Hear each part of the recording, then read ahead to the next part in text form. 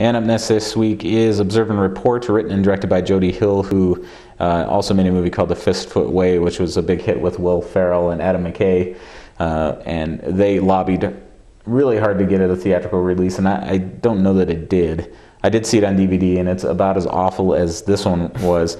I mean, it's just, the thing is, you've got Seth Rogen, who plays a security guard, a mall security guard, and he's happy to correct you and let you know that he's actually the head of mall security.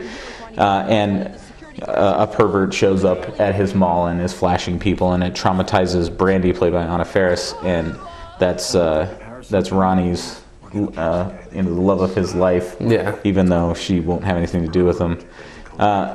So, based on what the trailer portrayed the movie as being, I thought it was going to be more along the lines of Mallrats or a darker version of Paul Blart. Yeah.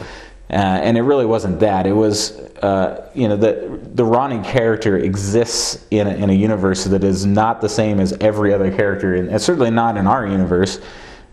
He sort of steps outside of our reality and the reality of the other characters, and it just doesn't mesh well as the movie unfolds, because he's standing so apart from everybody else that his actions are completely irrational. They don't make sense with what else is going on in the movie. Yeah. Well, and I didn't feel it was just Seth Rogen's character, but it was all of these, the mall people, and there was so much of that in it as well. The mall manager, Ray Liotta's character, were all very grounded and very real as far as these characters went. And when you kind of intermingle those two, it goes from being funny to being really sad. And I think that's really what drug this movie down. Yeah, and there's a scene later in the movie where it's revealed why Ronnie behaves as he does, but the way it's presented in the movie is,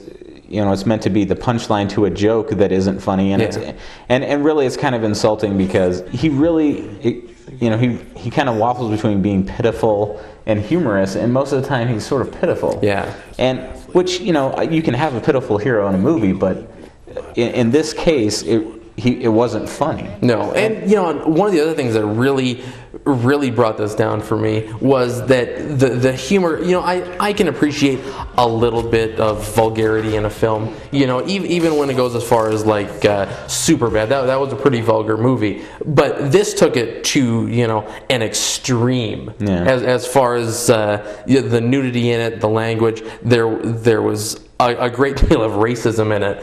That it wasn't funny. No, and I suspect, having seen The Fistfoot Way, I suspect it was just in there because as with horror movies where gore is substitutes for actual scares, in this case they just put in this really obscene kind of content just because they think that's funny, and I would have to disagree. So I would agree. Let's skip this one.